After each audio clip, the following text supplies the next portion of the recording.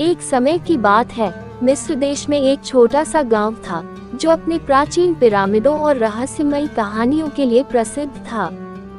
गांव के लोग पिरामिडों को दूर से ही देखते थे क्योंकि वे जानते थे कि पिरामिडों में कई रहस्य छिपे हैं। उनमें से एक पिरामिड के बारे में कहा जाता था कि वहां एक प्राचीन रानी की मम्मी है जो एक चुड़ैल बन गई है।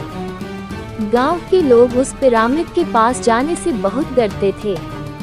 उन्होंने अपने पूर्वजों से सुना था कि रानी की मम्मी में एक भयानक श्राप है जिसने उसे चुड़ैल में बदल दिया है। जो भी उस पिरामिड के पास जाता वह रहस्यमयी तरीके से गायब हो जाता। एक दिन गांव में एक साहसी और जिज्ञासु लड़का रहता था जिसका नाम अर्जुन था। उसे पिरामिड के रहस्य को सुझाने का बहुत शौक था। उसने गांव के बुजुर्गों से मम्मी की कहानी सुनी और उसने तय किया कि वह पिरामिड के अंदर जाएगा और सच्चाई का पता लगाएगा। रात का समय था जब अर्जुन पिरामिड के पास पहुंचा। चारों ओर घना अंधेरा था और हवाओं की सर्दी से वातावरण और भी डरावना हो गया था। अर्जुन ने दिल को मजबूत किया और पिरामिड के अंदर प्रवेश किया। पिरामिड के अंदर की दीवारों पर प्राचीन चित्र और लेख अंकित थे जो रानी के जीवन और उसकी मृत्यु की कहानी बयान कर रहे थे। अर्जुन धीरे धीरे आगे बढ़ता गया और अचानक उसकी नजर एक विशाल कक्ष पर पड़ी जहां रानी की मम्मी रखी हुई थी। कक्ष के अंदर कदम रखते ही अचानक से दरवाजे खुद ब खुद बंद हो गए। अर्जुन समझ गया कि वह अब फंस चुका है। तभी मम्मी की आंखें चमक उठी और वह मम्मी धीरे धीरे अपनी जगह से उठने लगी। मम्मी अब चुड़ैल का रूप धारण कर चुकी थी। उसकी आंखों में भयानक क्रोध और पीड़ा थी। चुड़ैल ने अर्जुन से कहा, तुम यहाँ क्यों आए हो इंसान?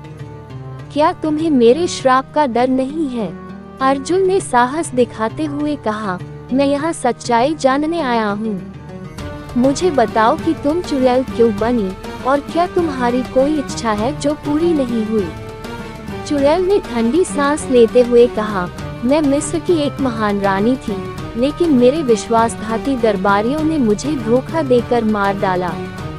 मेरी आत्मा को न्याय नहीं मिला और इसी कारण मैं इस मम्मी के रूप में बंदी हो गई। मैंने श्राप दिया कि जो भी मेरे पिरामिड में आएगा उसे मैं अपनी पीड़ा में शामिल कर लूंगी।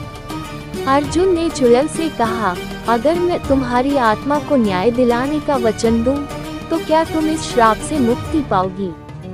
चुड़ैल ने कुछ पल के लिए सोचा और फिर कहा, अगर तुम मेरे धोखेबाज दरबारियों के नाम लेकर उन्हें श्रापित करो तो मेरी आत्मा को शांति मिलेगी। अर्जुन ने चुड़ैल की बात मानी। उसने उन दरबारियों के नाम लेकर उनके पापों का जिक्र किया और उन्हें श्रापित किया। धीरे धीरे चुड़ैल की आंखों का क्रोध शांत होने लगा और उसकी मम्मी धीरे धीरे पुनः सामान्य स्थिति में आ गई। अर्जुन ने देखा कि मम्मी अब एक शांत रानी के रूप में दिखाई दे रही थी। उसने अर्जुन को आशीर्वाद दिया और कहा, तुमने मेरी आत्मा को शांति दी है। अब मैं हमेशा के लिए मुक्त हो रही हूँ। इसके बाद रानी की मम्मी धीरे धीरे धुंध में विलीन हो गई और पिरामिड के दरवाजे अपने आप खुल गए। अर्जुन ने पिरामिड से बाहर निकलते ही राहत की सांस ली। गांव लौटकर अर्जुन ने पूरी कहानी गांव वालों को सुनाई। गांव वाले अर्जुन की बहादुरी से बहुत प्रभावित हुए और उन्होंने उसे सम्मानित किया।